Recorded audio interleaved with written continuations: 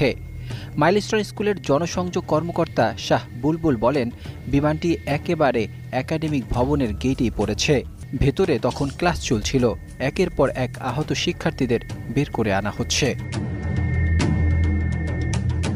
অভিভাবক লাকি আক্তার জানান, তার 2 সন্তান স্কুলে ছিল। একজন বের করতে পেরেছেন, অন্যজনের খোঁজ পাচ্ছেন না।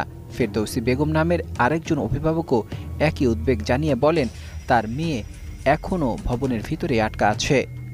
ঘটনাস্থল থেকে ফেসবুকে পোস্ট করা ভিডিওগুলোতে দেখা গেছে ছোট ছোট শিক্ষার্থীরা আগুনে দগ্ধ শরীর নিয়ে ছুটে বেড়াচ্ছে।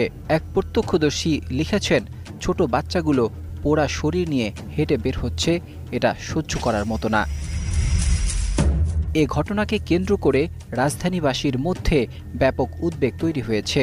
দুর্ঘটনার প্রকৃত কারণ ও দায়িত্ব নির্ধারণের সংশ্লিষ্ট কর্তৃপক্ষ তদন্ত শুরু করেছে।